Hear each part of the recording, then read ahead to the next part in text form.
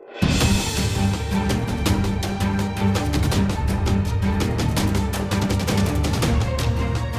afternoon, I'm Abe. And I'm Frank, and today we're adumbrating the first half of Chapter 32, The Politics of Boom and Bust, in Bailey, Kennedy, and Cohen's The American Pageant textbook. Abe, take it away. Okay. During the 20s, the Republicans advocated less direct government action and instead favored cooperation with big business. Harding was similar to Grant in that he was exploited by his corrupt underlings. Nevertheless, he put together an interesting team. His Secretary of State was the capable Charles Hughes. His Secretary of Treasury was Andrew Mellon, and his Secretary of Commerce was Herbert Hoover. These three were all capable, honest men, but there were some who were less so. The Attorney General was Harry Doherty, who was extremely corrupt, and Harding's Secretary of the Interior was Albert Fall, who cared more about money than he did about the nation's natural resources. Alright, Frank, how did Harding help business? Well, first of all, Harding believed that it was government's job to help business maximize profits, and this attitude led to the Adkins versus Children's Hospital decision, in which the Supreme Court decided that there would be no minimum wage for female workers, allowing business to save money by paying women less. Additionally, existing antitrust legislation was ignored or unenforced, allowing some companies to grow bigger than ever. Abe, can you tell me how America transitioned to a more laissez-faire economy in the wake of World War I? Yes. After World War I, government controls on the economy were removed, and the Cummins Act, Transportation Act, was passed, which supported private unification of the railroads. Another laissez-faire act, the Merchant Marine Act, allowed the shipping board to cheaply sell much of America's wartime fleet. Strikes broke out among laborers as the government withdrew its support and wages were cut.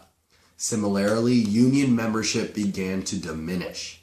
However, the American Legion, basically a veterans union, fought for veterans' benefits and monetary compensation for the war.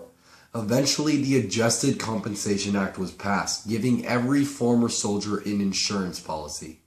Now, Frank, how did America become more isolated after the war? Well, in the aftermath of World War I, isolationism became the chief foreign policy of the U.S., especially under Harding. In fact, the only major action the U.S. took outside this hemisphere was the securing of oil rights in the Middle East. One way in which Harding succeeded was through disarmament, when he proposed the Five-Power Naval Treaty, which was adopted by Britain and Japan, which limited the nation's battleships between the major maritime powers. Harding also passed the Nine-Power Treaty, which preserved the equal trading rights in the open door policy in China. Finally, the Harding administration oversaw the Kellogg-Brian Act, which supposedly outlawed offensive wars. Abe, Kennedy seems to be in love with the idea of the tariff. Can you tell me where the tariff was at this point in time? Yes, high tariffs sprang up in the U.S. due to fears that Europe would flood America with cheap goods. In this spirit, Congress passed the Fordney-McCumber Tariff Law, which boosted tariffs from about 27% to 38.5%. Presidents Harding and Coolidge continued to support tariff increases, which created some problems. Europe still needed to sell to the U.S. to recover its economy and repay its debts. Thus, the Europeans were spurred to increase their own tariffs as well, slowing international trade. So Frank, were there any scandals at this time? You know it. Harding's rule was characterized by several major scandals. The first came in 1923, when the head of the Veterans Bureau was caught stealing $200 million in government funds. Next came the far more serious Teapot Dome Scandal, in which it was discovered that Secretary of the Interior, Albert Fall, had allowed oil companies access to U.S. Navy oil reserves at Teapot Dome, Wyoming. When Fall wasn't convicted, the public was outraged and faith in the courts was heavily undermined.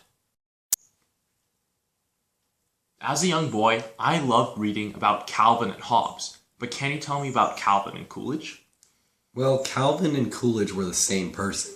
But Coolidge, on the other hand, was shy, and he embodied the New England virtues of industry, frugality, and morality.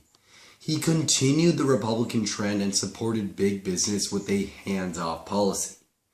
Lastly, Coolidge purified the Harding regime and removed many of the corrupt officials from the Teapot Dome Scandal. Now, Frank, what was the relationship between the farmers and the U.S. government?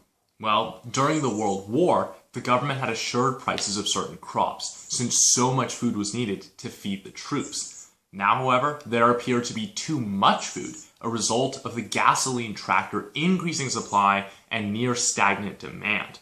Therefore, the result was falling food prices, and in 1928, Congress introduced the McNary-Hodgson Bill, authorizing the government to buy up surplus crops.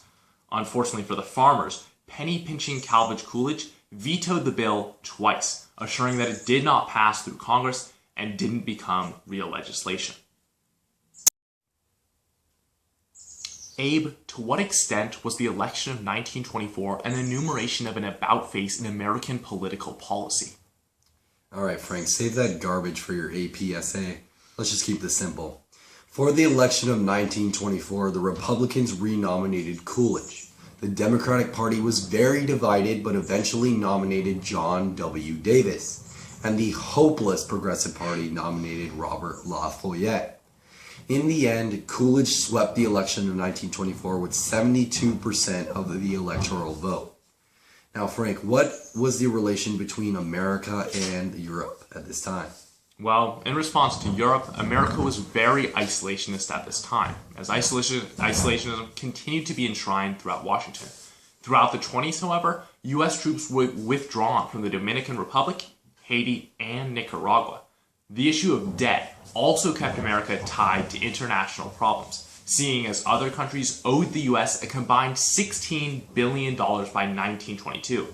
Most of this was tied down in the form of war debts from the Allied powers to America that had been accumulated during the First World War.